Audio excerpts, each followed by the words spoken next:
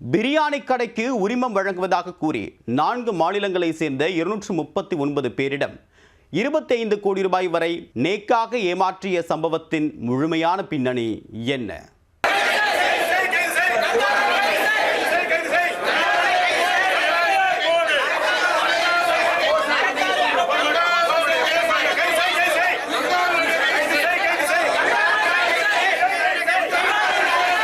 விருதுநகர் மாவட்டம் ராஜபாளையம் அருகே உள்ள திருவள்ளுவர் நகரை சேர்ந்தவர் கங்காதரன். தன்னை ஒரு பிசினஸ் மேனாக காட்டிக் கொண்டவர். தமிழ்நாடு, புதுச்சேரி உள்ளிட்ட மாநிலங்களில் பிரியாணி கடை திறக்க உள்ளதாகவும் குறைந்த தொகையில் அதற்கான பிரான்சிஸ் தருவதாகவும் கூறி விளம்பரப்படுத்தியதாக தெரிகிறது. பிரியாணி கடை வைத்தால் நல்ல வருமானம் பார்க்கலாம் என்று ஆசைப்பட்ட பலர் தங்கள் பகுதியில் பிரியாணி கடை திறப்பதற்காக கங்காதரனை தொடர்பு கொண்டுள்ளனர். உரிமம் மற்றும் ஜிஎஸ்டி பெற 1.5 லட்சம் ரூபாய் மற்றும் பொருட்கள், கடை வாடகை உள்ளிட்ட பல்வேறு செலவுகளுக்காக 5 லட்சம் ரூபாய் என ரகமாய் பேரம் பேசியதாக கூறப்படுகிறது. 5 லட்சம் ரூபாய் இருந்தால் போதும், பிரியாணி கடை வைத்து விடலாம் என்றும், போட்ட பணத்தை 3 மாதங்களில் எடுத்து விடலாம் என்றும் ஆசை வார்த்தை கூற அதை உண்மை என்று நம்பி சுமார் 239 பேர் கங்காதரன் விரித்த வலையில் விழுந்து 25 கோடி ரூபாயை இழந்ததாக கூறப்படுகிறது. பர்வீன், தேவதாஸ் உட்பட 5 பேர் கொண்ட கும்பல் இந்த சம்பவத்திற்கு உடந்தையாக செயல்பட்டதாகவும் தெரிகிறது. தொடக்கத்தில் 21 பிரியாணி கடைகள் மட்டுமே திறந்து அதை வைத்து பிசினஸ் செய்தவர்கள் சிறிது காலத்தில் கடையை மூடி உள்ளனர். இதற்காக 100 ரூபாய் பத்திரத்தில் ஒப்பந்தம் போட்டு முதலீட்டாளர்களுக்கு கொடுத்துள்ளார். ஆனால் மற்றவர்களுக்கு இதுவரை கடை திறக்கப்படவில்லை, பணமும் திருப்பி வழங்கப்படவில்லை. இதனால் பாதிக்கப்பட்டவர்கள் அந்தந்த காவல் நிலையங்களில் புகார் அளித்துள்ளனர்.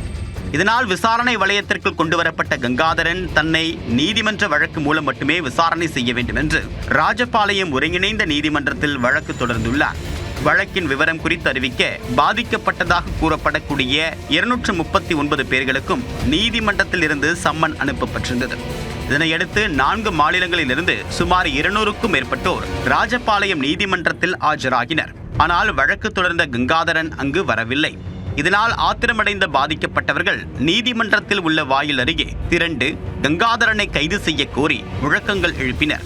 இதனால் நீதிமன்ற வளாகத்தில் பரபரப்பு ஏற்பட்டது.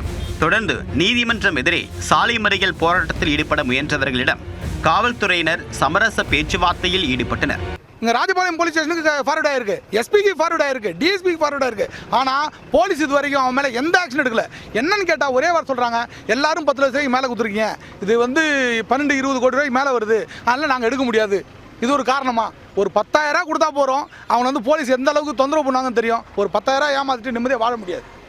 தமிழ்நாட்டில் இன்றைக்கி எல்லாருமே அப்படி தான் இருக்காங்க. இந்த போலீஸ் துறையால் பாதிக்கப்பட்டவங்க எல்லாரும் சஃபர் ஆகிறாங்க.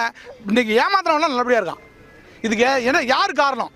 இதுக்கு காவல்துறை இதுக்கெல்லாம் ஆக்ஷன் எடுக்குமா? இதை ஆக்ஷன் எடுக்கணும் எதிர்பார்க்கணும். நாங்கள் கோர்ட்லேயே தான் சொன்னோம், இன்றைக்கி ஜட்ஜை மாட்டியே தான் சொன்னோம். இது மாதிரி ரொம்ப அசிங்கமாக இருக்குது. ஒரே ஜூரிஸ்டிக்ஷனில் ஒரு 249 பேர்கிட்ட மோர் தென் ஒரு 25 கோடி ரூபாய் மேலே வாங்கி ஏமாத்திட்டான். 249 பேர் இன்றைக்கி தமிழ்நாடு, ஆந்திரா, கேரளா, கர்நாடகாவில் வந்திருக்காங்க. ஆனால் அவனை இது வரைக்கும் எந்தவித ஆக்ஷன் எடுக்கவே இல்லை. குற்றம் சாட்டப்பட்டவர் மீது புகார் அளிக்கக்கூடிய பட்சத்தில் உரிய நடவடிக்கை எடுக்கப்படும் என்ற உறுதியை தொடர்ந்து கங்காதரன் உட்பட 6 பேர் மீது தெற்கு காவல் நிலையத்தில் பாதிக்கப்பட்டவர்கள் புகார் அளித்துள்ளனர். புகாரின் பேரில் போலீஸ் விசாரணையை தொடங்கியுள்ள நிலையில் விசாரணையின் முடிவிலேயே மோசடி குறித்த உண்மை வெளிவரும்.